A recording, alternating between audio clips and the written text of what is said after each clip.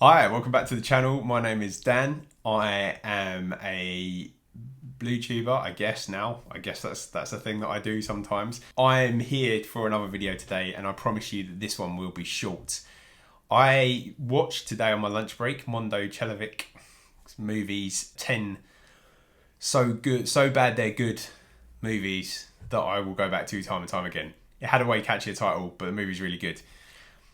I also, as coincidence happens, received the third addition to what I consider the holy trinity of so bad they're good movies. I'm going to do a little video on them.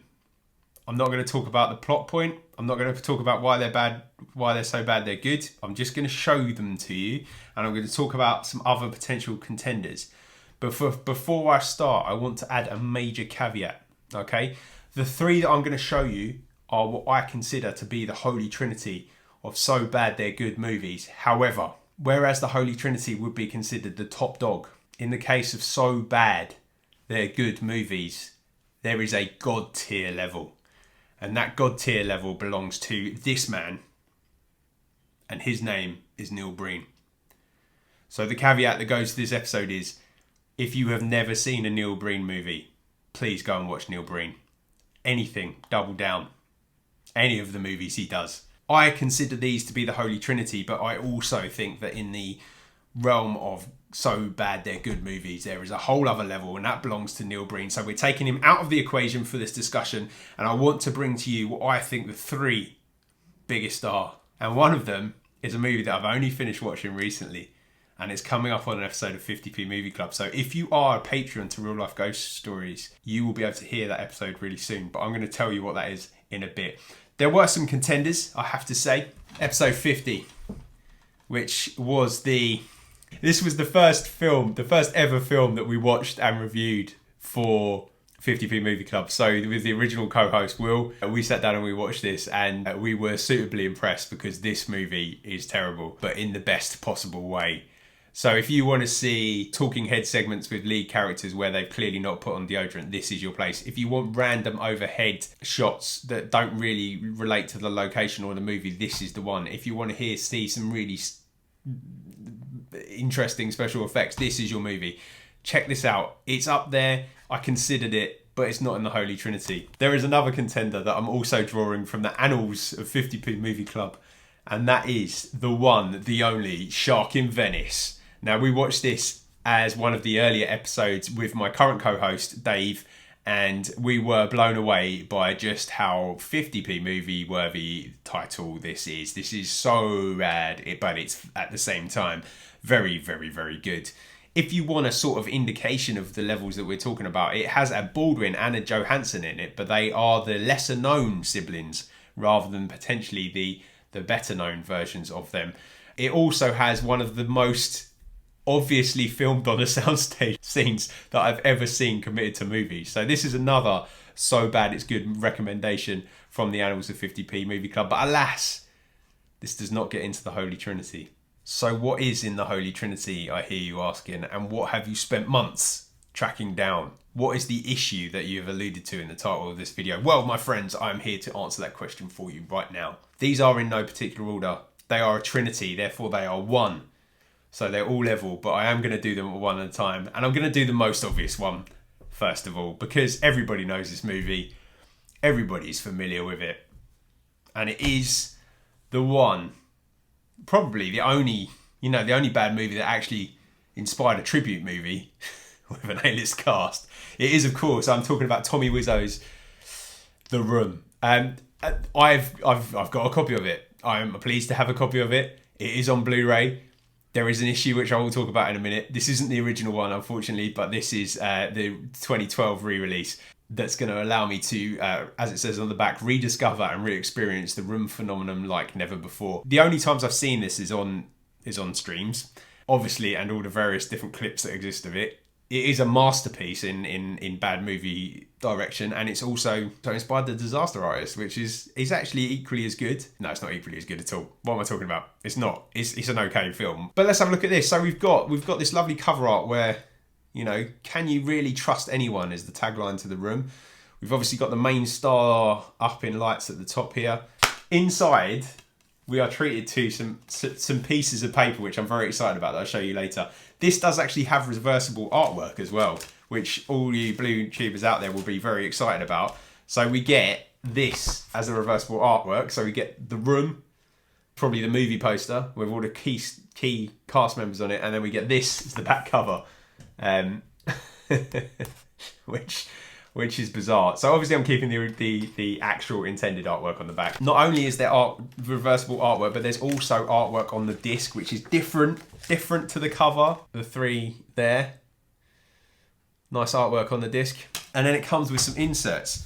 So rather not as exciting, we get the old school chapter list, which I haven't seen, to be honest, I haven't seen in a Blu-ray for a long time. This is more in the realms of DVD world. On the back has the link to the merchandise empire of Tommy Wiseau.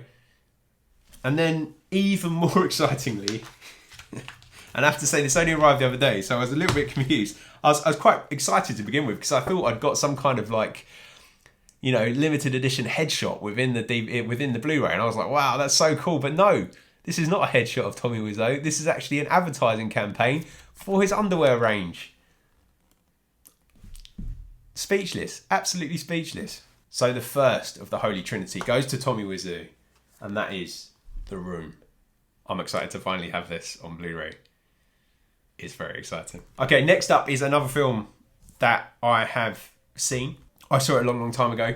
I feel like I saw this illegally on the stream. But there's no proof, people out there that might be listening, so therefore you can't target me and get me in trouble. But again, this is the one that arrived today, which was well timed, and to me, I was like, I'm doing this video now, and I'm keeping it short, and it's really long already, so let's go. The second in the Holy Trinity is the awesome Samurai Cop.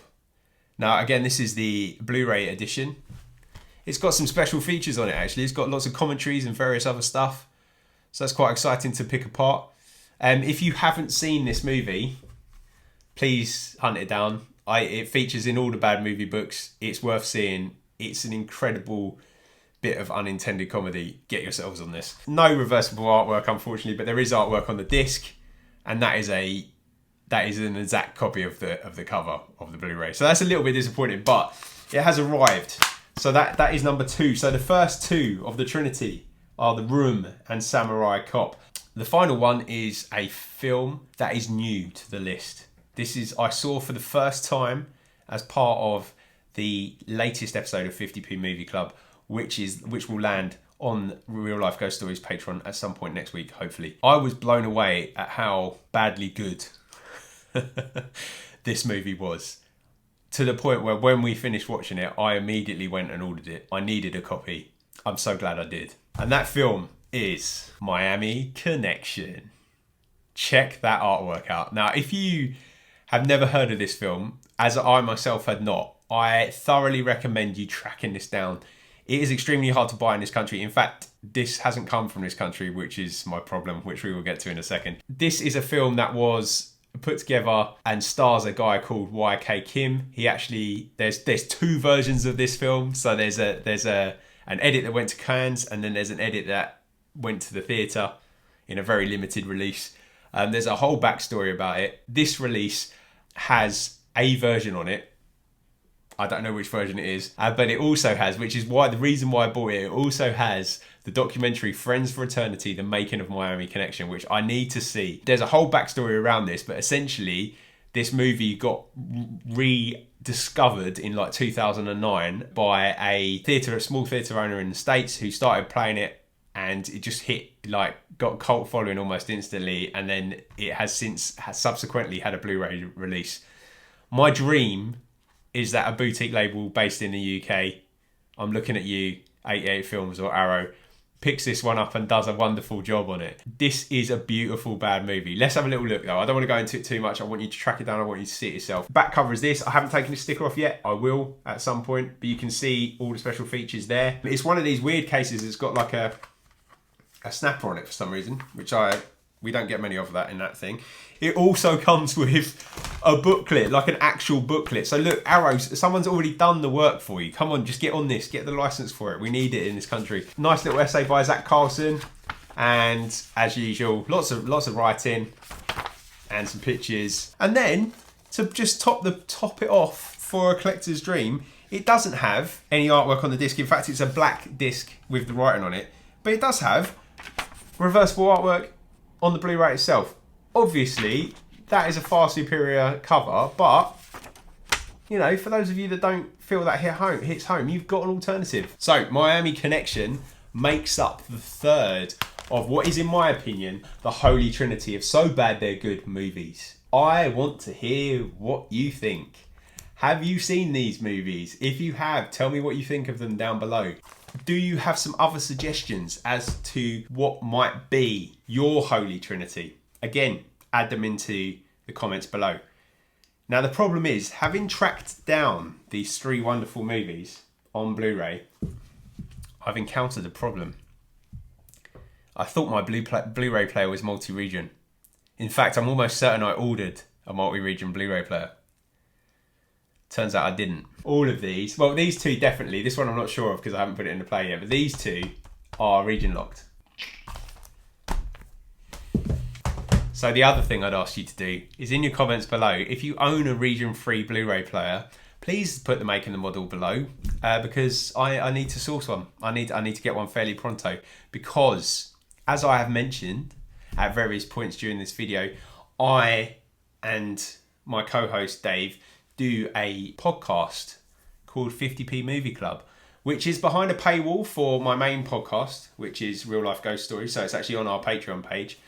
But we will, moving forward, be doing some additional content, so like special features on this YouTube channel. So when lockdown is lifted, there will be lots of face-to-face stuff. You'll get to meet my co-host Dave.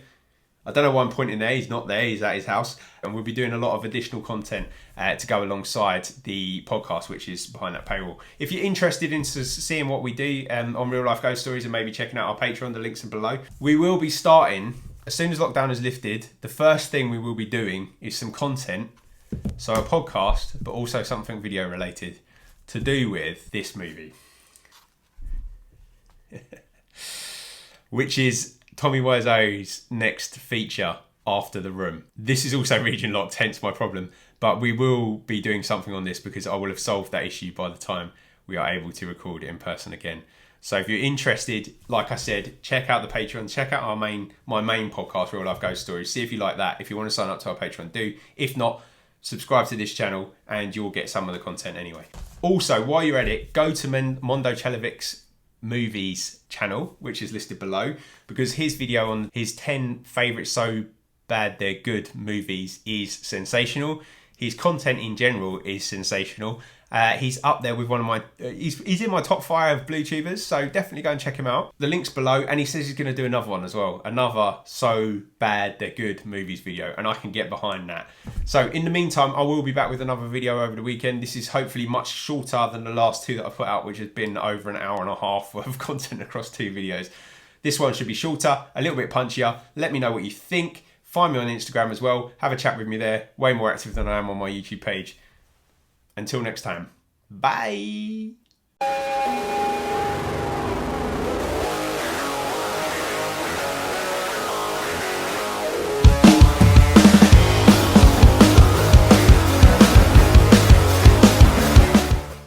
Film that launched a franchise. I